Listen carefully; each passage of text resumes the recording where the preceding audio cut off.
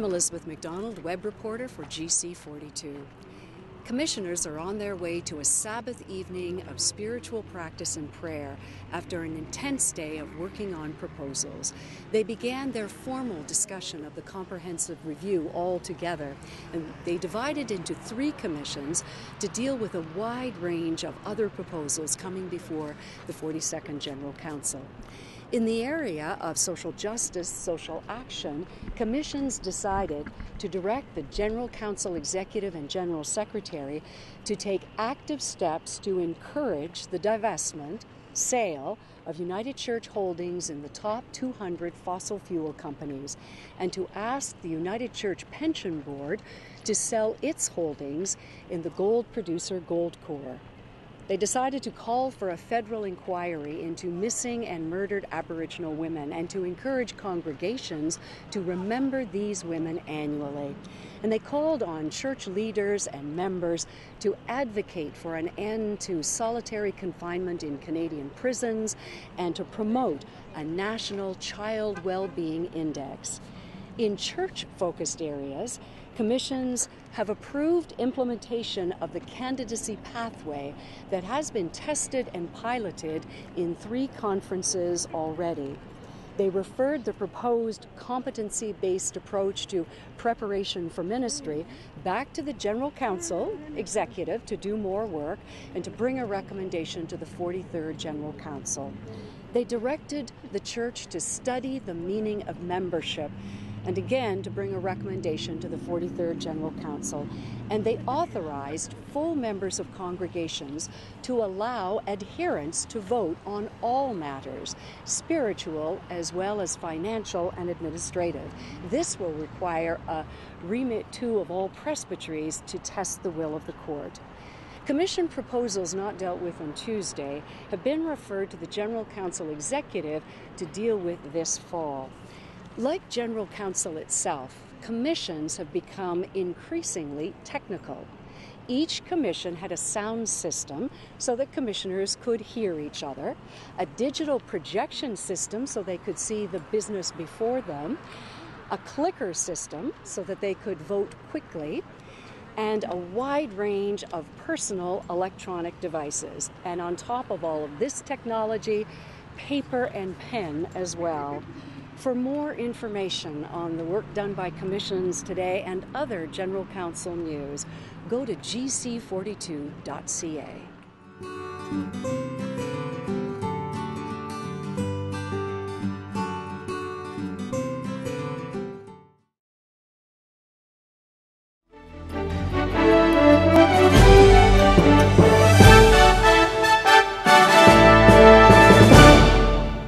Hello again, Gary Stearman. Time for another Prophecy in the News daily update. It's Monday, the 17th of September, and I'm very pleased to be back after a week of vacation. It was a sort of a working vacation, and you'll see some of the fruit of that in days to come, but it was also a great time to get the batteries recharged. And of course, I was watching the news, as were you all, and things, of course, are happening in the Middle East along prescribed lines. Today, the 17th of September, is the first day of Rosh Hashanah, the Jewish New Year, the civil New Year. And of course, the Bible speaks about this day, which kicks off the 10 days of awe, culminating in Yom Kippur. I'm reading from Leviticus 23:23.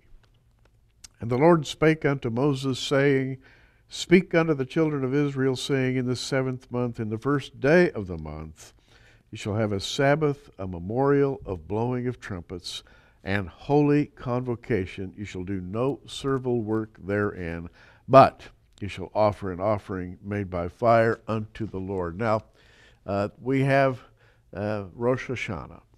We have the head of the new year. It is the dawning of the Jewish New Year, and the Bible refers to it as the Feast of Trumpets, or as the Feast of Blowing, a convocation of blowing of trumpets. The trumpets are blown in such a way as to strike fear into the heart of the listener. And in synagogues around the world, of course, last night the trumpet was sounded. And it was sounded in a particular way. There are three trumpet blasts. One long blast called a tekiah, and you've all heard that ear-splitting, bone-chilling sound of the tekiah. That's followed by three short blasts called shevarim, and that would be followed by teruah, 9 short staccato blasts of the trumpet. Up, up, up, up, up, up, very quickly done. And when you put all these trumpet blasts together in the traditional manner, it produces a very complex pattern of 100 blasts of the trumpet. This is the traditional number of trumpet blasts that should be sounded.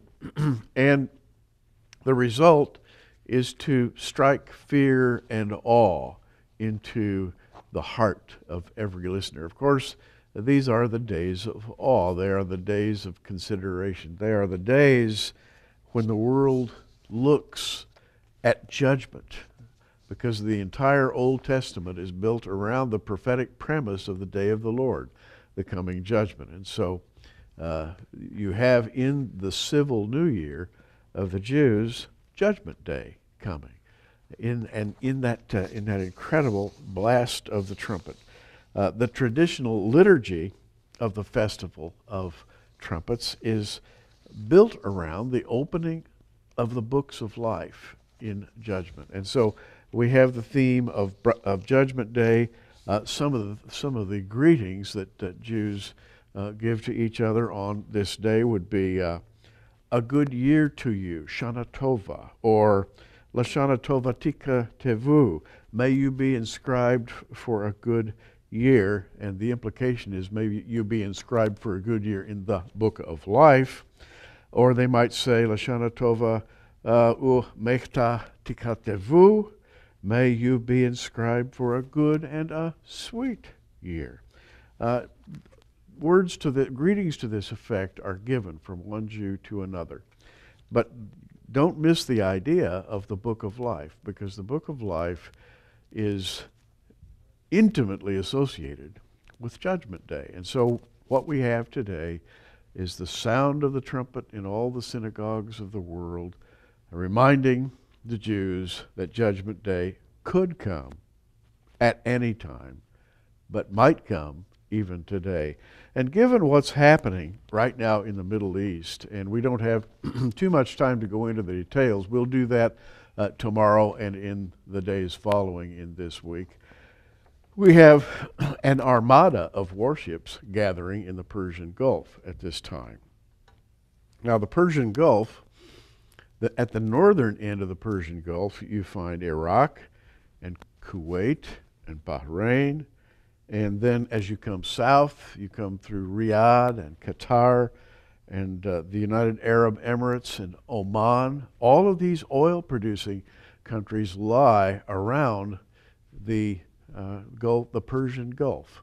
And in my opinion, the Lord has done a wondrous thing for the latter days by concentrating oil, the stuff of energy, in that area, because He's created a dramatic setting in which to work out the details of the coming judgment. Of course, on the east side of the Persian Gulf, you find Iran and Pakistan and Afghanistan.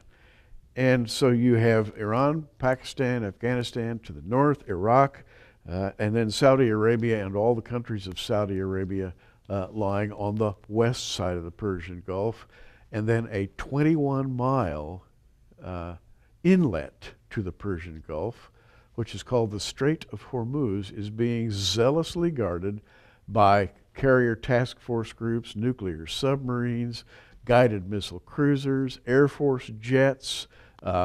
We have E-3A observation aircraft in the air 24/7. Why?